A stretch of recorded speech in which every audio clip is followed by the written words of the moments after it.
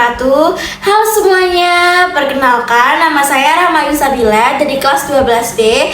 Pada kesempatan kali ini saya akan menjelaskan materi fisika yang berkaitan dengan induksi elektromagnetik. Apa saja sih yang harus kita bahas? Ayo simak penjelasan kali ini. Apa sih itu induksi elektromagnetik? Induksi elektromagnetik adalah arus listrik yang ditimbulkan oleh perubahan medan magnet atau flux magnet. Pada materi kali ini kita akan mempelajari flux magnet, hukum Faraday, hukum Lenz, dan penerapan induksi elektromagnetik. Pembahasan yang pertama yaitu berkaitan dengan flux magnet. Apa sih itu flux magnet? Nah, flux magnet itu merupakan banyaknya garis-garis medan magnet yang menembus suatu luasan. Misalnya ini ada sebuah magnet. Di sini kan ada garis-garis medan magnet yang arahnya dari kutub utara menuju ke kutub selatan. Misalnya di depan magnet ini kita taruh sebuah kumparan, maka akan ada garis-garis medan yang menembus kumparan. Banyaknya garis-garis medan magnet yang menembus luasan ini disebut dengan istilah flux magnet. Nah, sekarang apabila garis-garis medan magnetnya itu dia membentuk sudut terhadap garis normal bidang, maka besarnya flux magnet itu secara matematis dapat dirumuskan V sama dengan B dikali A dikali cos theta, di mana V itu merupakan flux magnet satuannya dalam Weber, B itu merupakan medan magnet satuannya dalam Tesla, A merupakan luas permukaan, dan theta itu merupakan sudut yang dibentuk medan magnet dengan garis normal bidang. Jika tetanya itu nilainya sama dengan 0 derajat atau medan magnetnya itu tegak lurus bidang, maka persamaan fluxnya dapat dirumuskan V sama dengan B dikali A. Jadi nilai cos theta sama dengan 1.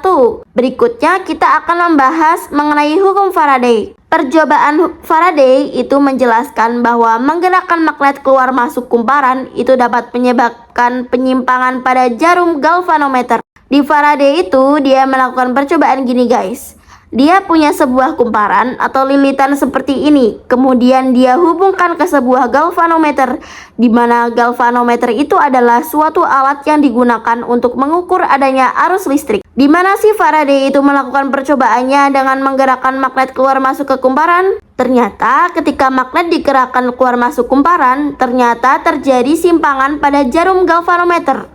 Artinya ketika jarum galvanometernya dia menyimpang, berarti di situ ada arus listrik yang mengalir melalui kumparan ini. Tapi kalau misalnya magnetnya dia cuma didiamkan saja, maka jarumnya tidak akan terjadi simpangan atau tetap diam.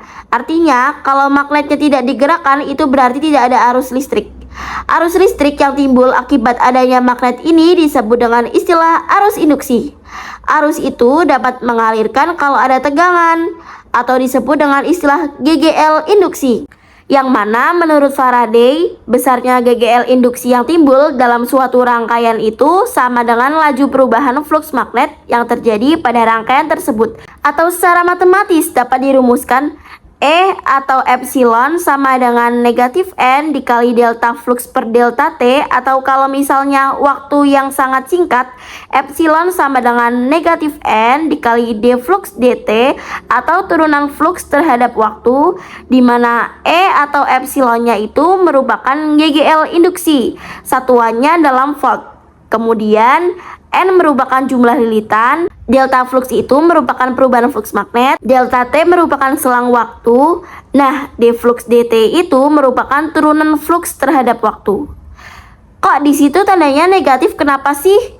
Nah, ini akan dijelaskan di hukum Lenz. Oke, langsung saja untuk hukum Lenz. Menurut Lenz itu bahwa arus induksi yang timbul dalam kumparan menghasilkan medan magnet yang berlawanan arah dengan medan magnet yang menghasilkan arus induksi tersebut. Jadi, misalnya bisa kita lihat pada gambar ini. Ketika magnetnya kutub putaran digerakkan masuk ke kumparan, di sini di kumparan ini ada medan magnet induksi yang arahnya berlawanan dengan arah gerak magnet.